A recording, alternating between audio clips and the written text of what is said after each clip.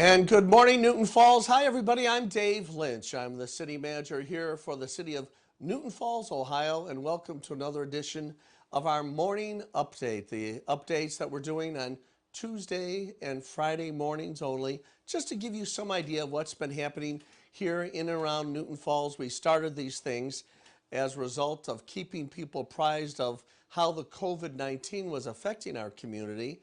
And as we begin to slowly emerge from the issues related to COVID-19 and continue to fight any spikes that might be occurring, we're doing these programs just on Tuesday and Friday mornings, and it appears on your television sets through the folks over at Spectrum Channel 1023 or Facebook or YouTube at about 7:30 in the morning. And I'm so happy today to talk about something that I might want to make a regular segment and call the segment Problem Solved. So first I'll tell you about the problem itself. Here in Newton Falls, we have two railroad underpasses, one on Ridge Road and one off of High Street. And those underpasses include not just the idea that there's a place where cars can go under the railroad at Ridge Road, but in both locations, a tunnel where there's a bike trail, pedestrian walkway, and an opportunity to go under the railroad tracks in this rather large tunnel. I'd say the tunnel's probably, about 8.5, 9 feet in terms of the height of the tunnel itself. It's a convenient way to get from place to place and can also be a good way to travel around the community in a rather pastoral setting on either side of the tunnel. Well, both tunnels, unfortunately, as often happens in pedestrian bikeway tunnels, have been the targets of vandalism through graffiti, not just on the tunnel walls itself, but adjacent and inside the tunnels, on the sidewalk, all kinds of graffiti. And by the way, the city has been battling this for years and years. Just as soon as we get some graffiti removed, somebody moves in and puts some new graffiti. And oftentimes the graffiti contains foul language and violent language, quite frankly. And so what do we do about this continuing problem? Well, some of our residents realized what was happening and they decided to take matters into their own hands. That's why I would call this segment Problem Solved. In fact, WKBN Television did a story about this yesterday because they found it so inspiring that our own residents, to some extent, are sending a message to the community that wants to deface our lovely public property. And they're saying we're not going to stand for it anymore. And that's why I have on the live line two of the leaders in our community who've picked up brushes and cleaning implements because they want our tunnels to be beautiful places.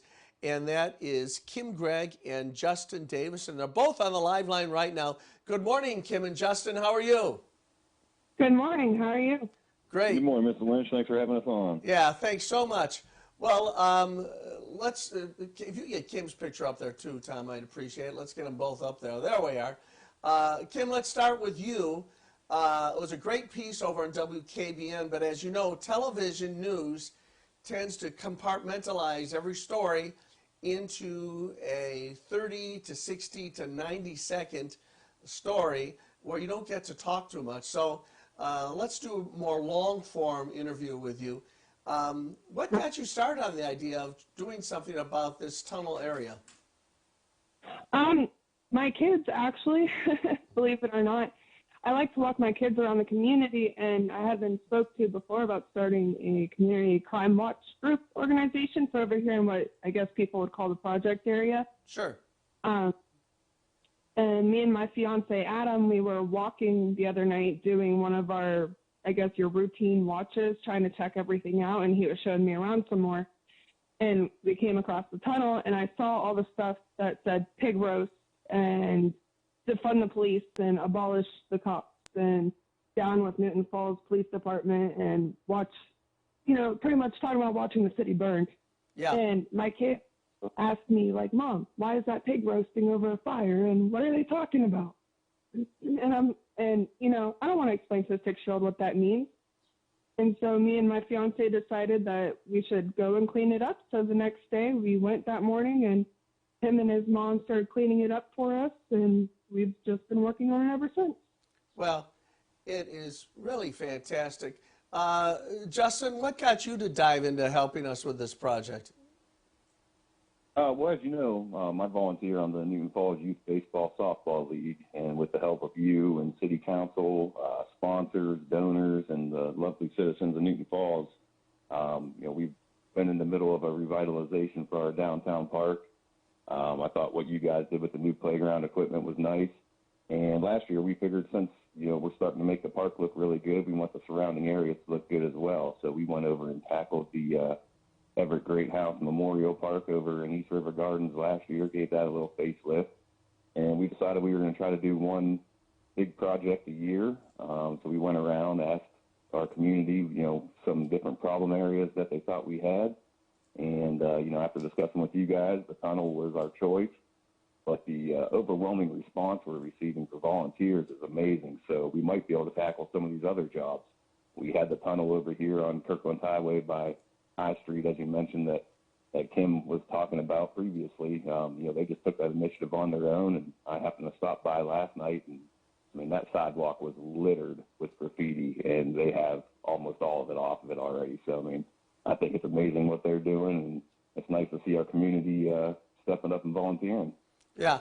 Well, I got to tell you, it really has been an inspiration. And I'm going to tell you one other secret to both of you, and that is, our street maintenance department has a very difficult time keeping up with the graffiti because it goes up almost as quickly as we take it down. And they are so heartened by what you have done. They kind of feel like you are affirming their efforts. And I spoke to the leader of that department, Harry Shaver, last night, and you have sent a jolt of confidence and electricity into those guys because they feel like it's not a lonely job anymore. They kind of feel like the citizens care about the idea of maintaining these areas. Kim, one at a time. Kim, how does that make you feel to know that you've also done something to make everybody else feel good too? It makes me feel great. It gives me hope, honestly, for our community that we were all able to come together as kind of like a group effort to start doing this. It's hard enough. Like I said yesterday in my interview, we're already such a small town, and for people to want to make it look trashy just isn't okay with me. I think we should make our community want to look good. We should make our kids, it should make us want our kids to be able to go out and play and not have to worry about reading cuss words alongside the sidewalks or in the tunnels. We're a family community. We always have been a family community. We're small. We should stand and have each other's backs, not let other people deface it because they have different opinions. Yeah. Justin, what's been your reaction in terms of the connection you're feeling with our community now? Pretty much echoing the same sentiment that she just said. We're a small community. We have to take care of ourselves. I know Harry personally. I'm born and raised in Newton Falls. I served on the fire department with Harry at one time. So, Harry's a good guy. I like what they're doing. And like you said, it's good to help out and try to keep our community up to where it should be. And like she said, not with graffiti all over it. Or, if there's just small tasks that need done, we'll try to go out and assist the city any way we can with volunteering to get it done. Yeah. One other thing that neither one of you mentioned that much, but some of the language that's in the graffiti, and I don't think we showed any pictures of that, but Kim, you and Justin both sort of had a visceral reaction to the idea that some of the language in the graffiti was rather crude language, not the kind of thing you'd say in polite company. Is that the sort of thing that's motivated the two of you to try to eliminate as well? Yes. We want to try to keep the crude language down to a minimum, Not that I'm saying it's going to be easy, because you're always going to have that one teenager that wants to go and vandalize something because they think it's fun. But I think we should try to keep work on it, and I've been on the Facebook post yesterday after my video, with the news, people were saying that they were going to come just write it back up there. And I said, you can come on and write it back up there. We're just going to wash it off. And I said, enough's enough. Yeah. We don't need our community like this. We don't need to read this stuff. Yeah, that's right. Justin, I don't know if you've heard of this theory. There's a crime-fighting theory. It's called the broken window theory. And it was implemented by Giuliani in New York many years ago. And the broken window theory says that if you want to deter vandalism and things of that nature, if there's a broken window, fix it right away and fix it every time it's broken. In other words, win that battle, that sort of battle against vandalism by showing the vandals that they can't prevail. By the moment that something appears which is vandalistic, do something about it. I don't know if you've heard that theory before, but that kind of goes on what Kim just said in terms of making the project one to make the community more beautiful. And I presume that's a little bit of some of the sense of what you and your cohorts and folks who have been helping you are thinking about as well. Is that a fair way of putting it, Justin? Exactly. And I mean, like Kim said, I mean, if we can keep up with it now, I mean, obviously the High Street Tunnel, I mean, that was neglected for a while. Like you said, unfortunately, there's always kids down there graffitiing it with litter and, littering it with graffiti. And so, I mean, if we can keep up with it now, I live close to that bridge, so, I mean, I can start going down there more often, and, right when we see stuff done, we can take care of it immediately. Like you said, hopefully just get the problem taken care of altogether. Maybe kids will just stop doing it, hopefully. I mean, that's the main goal, but unfortunately, we'll have to see how that goes. Yeah. Well, I want to make sure both of you hear this loud and clear. As a result of what you're doing, the city is going to partner with you in a couple of ways. One is that we are going to make sure that the lights are restored as well. One of the problems we've had in both tunnels is that the lights that illuminate the tunnels at night are often the target of vandals' baseball bats. And we've put these lights within protective cages before, but the vandals have been determined to smash and destroy that lighting, and we haven't been able to develop the technology, even with these cages, to protect them as well. But the police chief contacted me yesterday, partly as a result of what you were doing as well, and that is that we are going to be installing new cameras that actually capture the inside portions of those tunnels. And we'll put some signage up that lets the vandals know that as well. And the advantage of that is your hard work will not be in vain, Kim and Justin. It will not be in vain. We are not only going to put the cameras up, but those cameras will be monitored, and the culprits who've decided to tear down what you do, which is great work, they won't be able to do that anymore. Not just to make the city beautiful, but to affirm your volunteerism, your care for our community, Kim and Justin, and everybody else that's helped. Tom, I don't know if you can find a picture of Jose, the tunnel guy. He was up on the top of one of those tunnels, and he had been working every day. And Tom is scrolling through our photos right now, and it's one that I sent you last night, Tom. I took myself. And I wanted you to see that picture because there's a sense of pride on this young man's face with the work that he was doing. And if you look closely at the photographs that you took, and you look closely at the video that WKBN did, those people really had a sense of pride in their community. And so if I could hand out Heroes of the Village Award this morning, the two of you would be the recipients. It's just great to see such positive activity, and to know that that positive activity is catching on. And I guess the one last question I'd ask both of you is, did either one of you think that when you started the effort that so many other people would see what you're doing and want to? There he is, Jose the tunnel guy. He's like a conquering hero. That's over on the High Street Tunnel.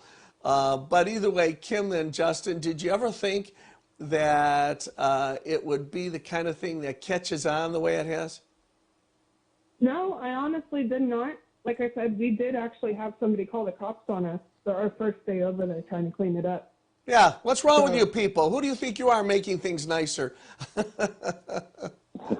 Exactly, you know, and that kind of deterred me for a second. But, Yeah. you know, come Sunday when we were back up there, you know, we had actual family and friends of ours that are close to us. We're like, you know what, we're going to come down and help. And even after that, it made me feel better. Yeah, yeah. How about you, Justin? Were you surprised by all the folks that Um, decided to pitch in with you? You know what? Last year, like I said, with the Ever Great House project, we had a few citizens come over and help us, which was greatly appreciated. This year, I went with a little more tough love.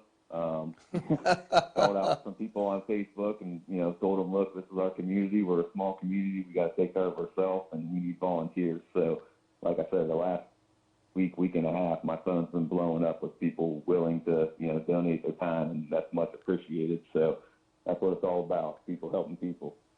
Well, that is just outstanding. I'm sorry, Kim, you were going to say something else. Oh, I was just saying I agree with what you said. Okay.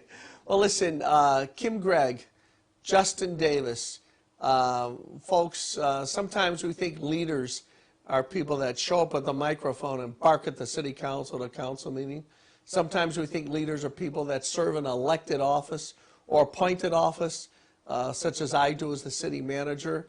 There's a special category of leadership who speak with their hands and their feet in their dedication of hard work for the community. I think that's what true leadership is. And Dustin and Kim, congratulations to you, and thanks for coming on the morning briefing. You guys have a great rest of the week, okay? Absolutely. Thank you very much. All right, thanks so you too, much. Ms. Lynch. Yeah, thanks, Justin. Justin called me Mr. Lynch. That sure made me feel old. But what they're doing sure made me feel young.